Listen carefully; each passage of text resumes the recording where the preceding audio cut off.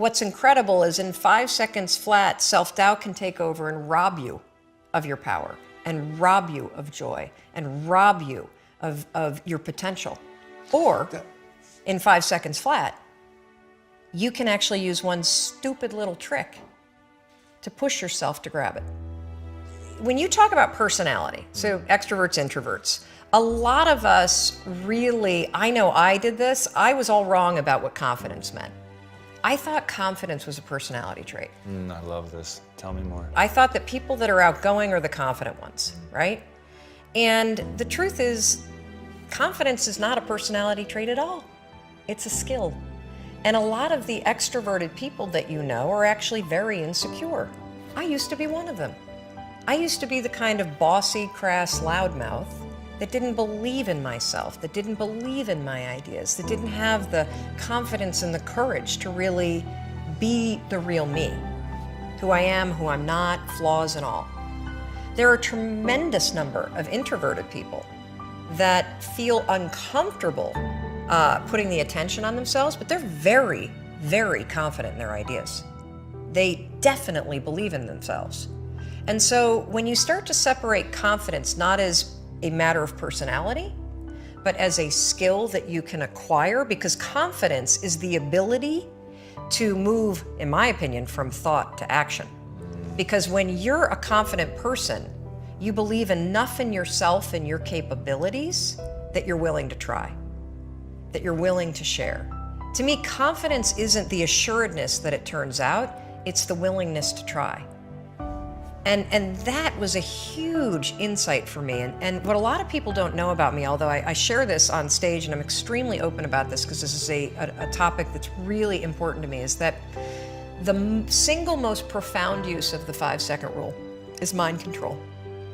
And I say that as a lawyer.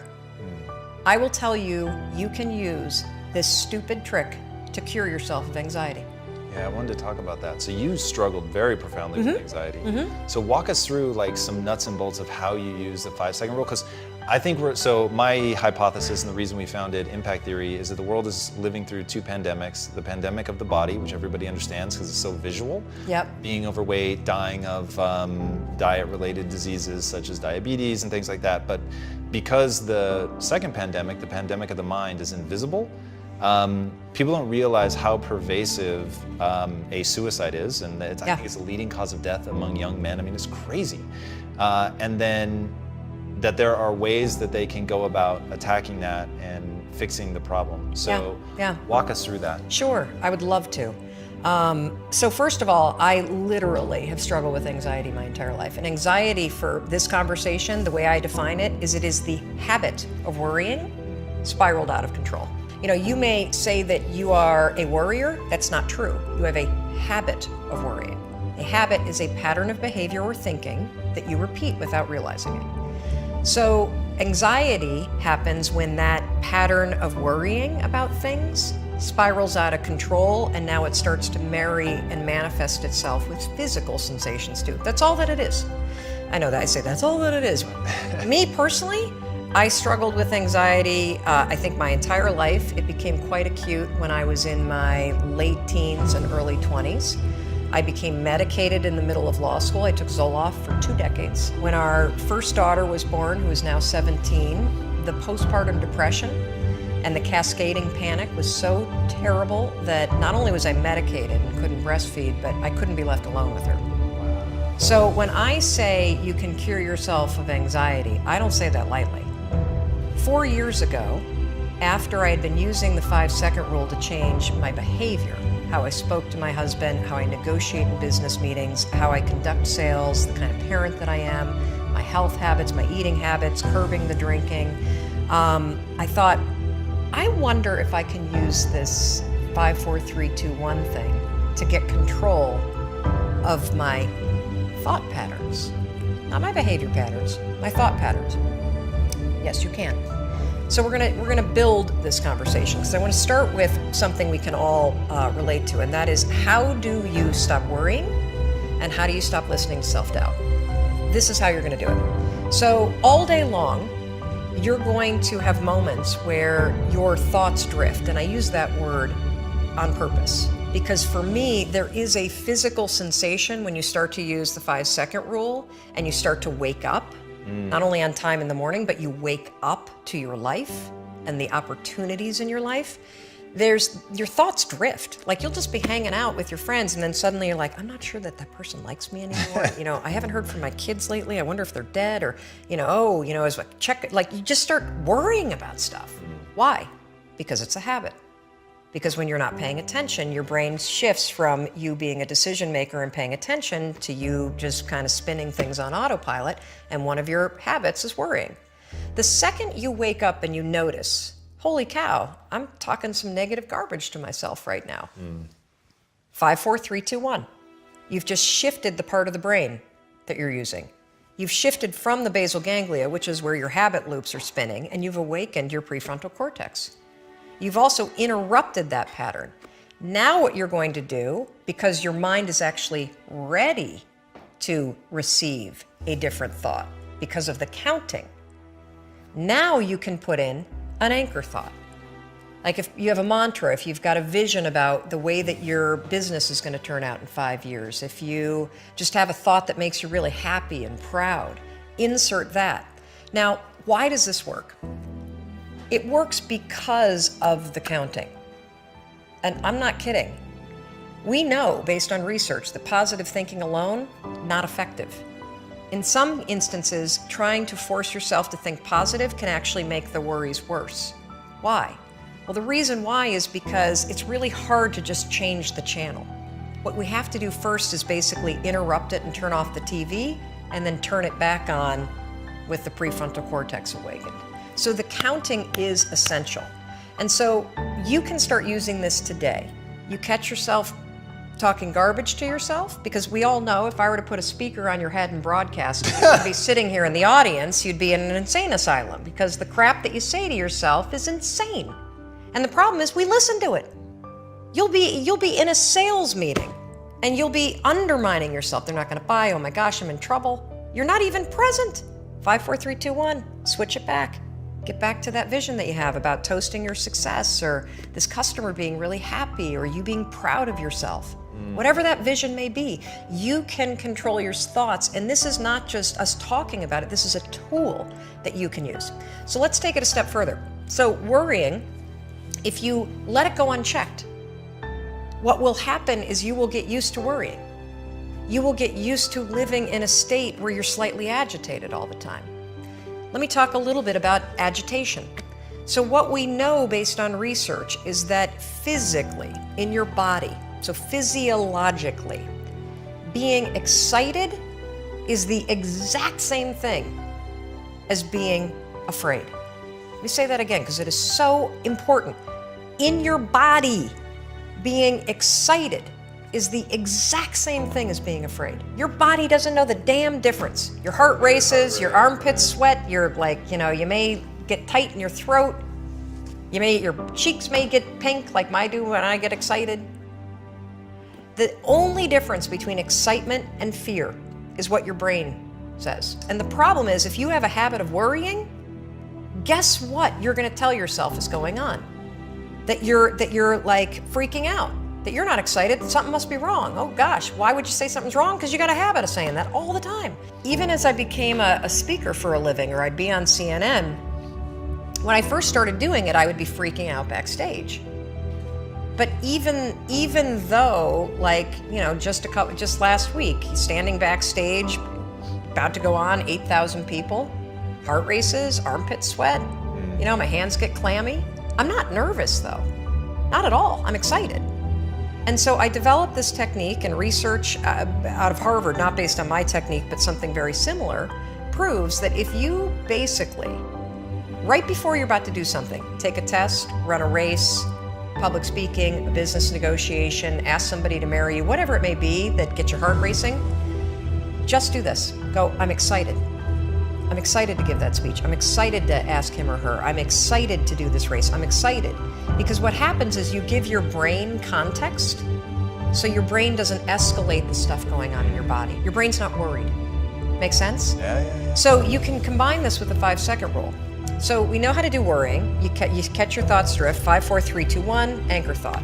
If you start to feel your heart racing, 5, 4, 3, 2, 1 to awaken the prefrontal cortex, and then start going, I'm really excited to do this. I'm really excited to do this. Another technique that you can use is ask, I think they call it interrogatory questions, where instead of giving yourself a pep talk, say, well, why am I ready to do this?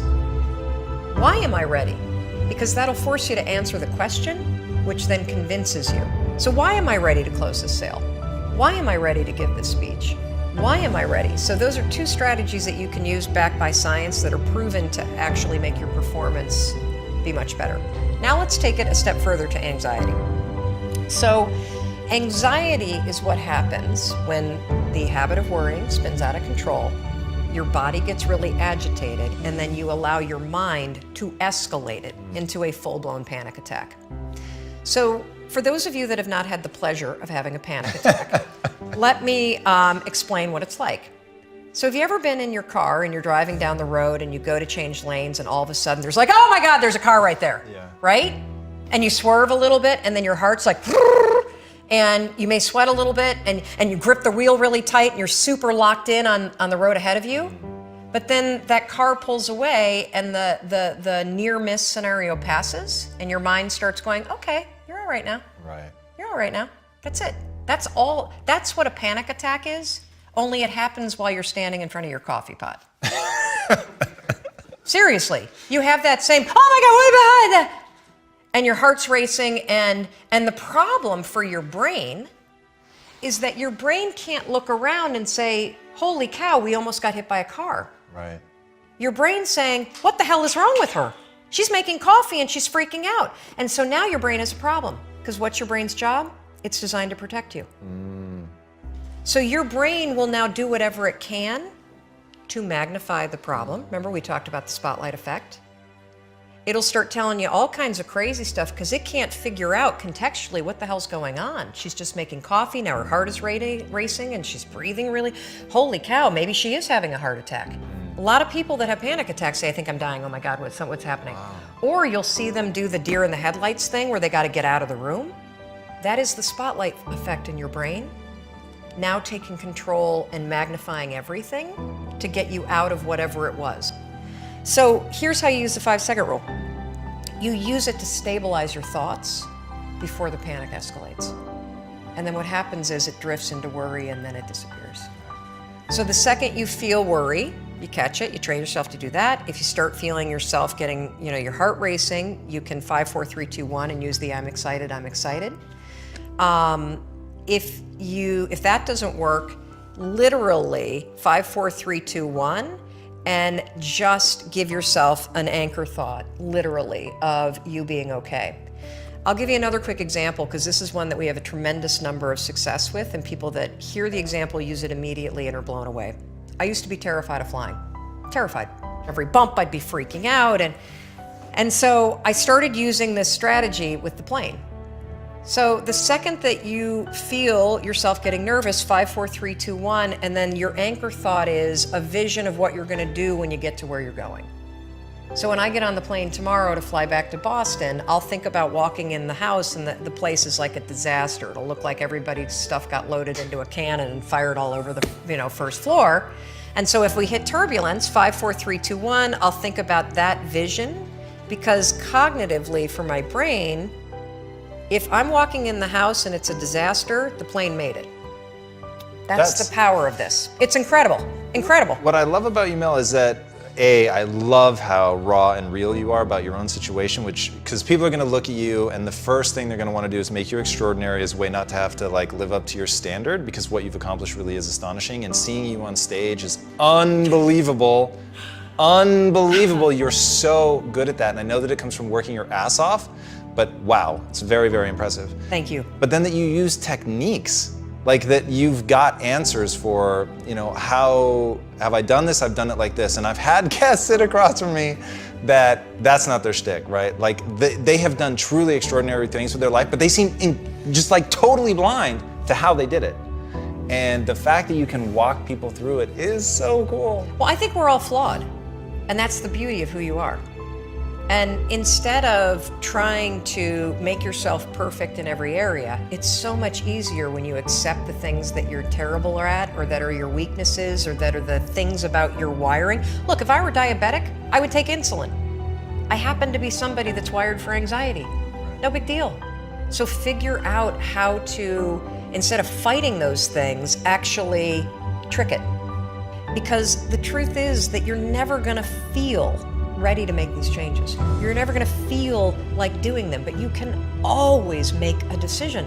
That's always in your control. Staying with somebody that treats you like garbage is a decision. It is. Staying at a job that you hate is a decision. Staying in the body that you are not proud of is a decision. Is it going to be easy? No, it's not going to be easy to change. It's simple. Do a Google search and then use the 5-second rule to force yourself to do that stuff. Change comes down to 5-second decisions, and this is why the 5-second rule is important for everybody to know. It's your job to push yourself. And I don't care if you're Dr. Martin Luther King Jr., or you're Michelangelo, or you're Lin-Manuel Miranda, who wrote Hamilton, you will struggle with self-doubt. And everybody that you admire, everybody, and the list is the same for everybody. Oh, Oprah Winfrey, and I want to be like, Tom, and I want to be like, Branson, and I want to be like Jay-Z, and I want, everybody's list is the same. Bill Gates, and do you know what those people do? They do not have the habit of hesitating. They trust themselves. In today's world, where you have the internet, you can literally learn, launch, do anything. Anything. The only thing that's truly stopping you are the limiting patterns that you think, the self-doubt, the fear, the habits that you have. And you can break them.